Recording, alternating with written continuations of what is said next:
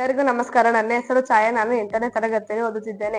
ಸರ್ಕಾರಿ ಪ್ರೌಢಶಾಲೆ ಅರಸೀಕೆರೆ. ಇಂದು ನಮ್ಮ ಶಾಲೆಯಲ್ಲಿ ಅಂತಾರಾಷ್ಟ್ರೀಯ ವಿಜ್ಞಾನ ದಿನಾಚರಣೆ ಪ್ರಯುಕ್ತ ಭಾಷಣ ಸ್ಪರ್ಧೆಯನ್ನು ಹಮ್ಮಿಕೊಳ್ಳಲಾಗಿದೆ. ವಿಷಯ ವಿಜ್ಞಾನಿಗಳ ಕೊಡುಗೆಗಳ ಬಗ್ಗೆ.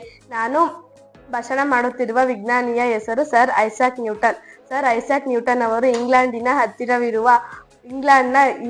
ಗ್ರಾಥಮ್ನ ಹತ್ತಿರದಲ್ಲಿರುವ ವೂಲ್ಸ್ಥ್ರೋಫ್ನಲ್ಲಿ ಜನವರಿ 4, 1643ರಂದು ಜನಿಸಿದರು. ವಿಜ್ಞಾನದ ಇತಿಹಾಸದಲ್ಲಿ ಸಾಮಾನ್ಯವಾಗಿ ಅವರನ್ನು ಅತ್ಯಂತ ಮೂಲ ಮತ್ತು ಪ್ರಭಾವಿ ಸೈದ್ಧಾಂತಿಕವಾದಿ ಎಂದು ಭಾವಿಸಲಾಗಿದೆ. ಇವರು ಒಂದು ಬಡ ರೈತ ಕುಟುಂಬದಲ್ಲಿ ಜನಿಸಿದರು. ಅವರನ್ನು 1661ರಲ್ಲಿ ವಿದ್ಯಾಭ್ಯಾಸಕ್ಕಾಗಿ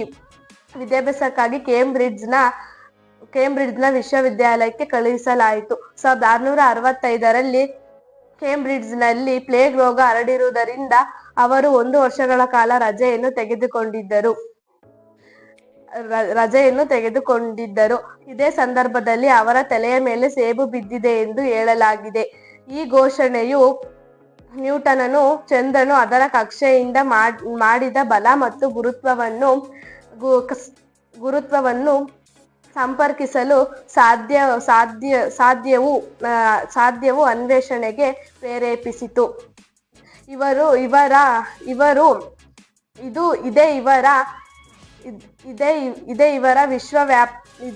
ಇವರ ವಿಶ್ವವ್ಯಾಪಿ ಗುರುತ್ವ ನಿಯಮಕ್ಕೆ ಕಾರಣವಾಯಿತು. ಇವರು 1727ರಂದು ನಿಧನರಾದರು. ಎಲ್ಲರಿಗೂ ಧನ್ಯವಾದಗಳು.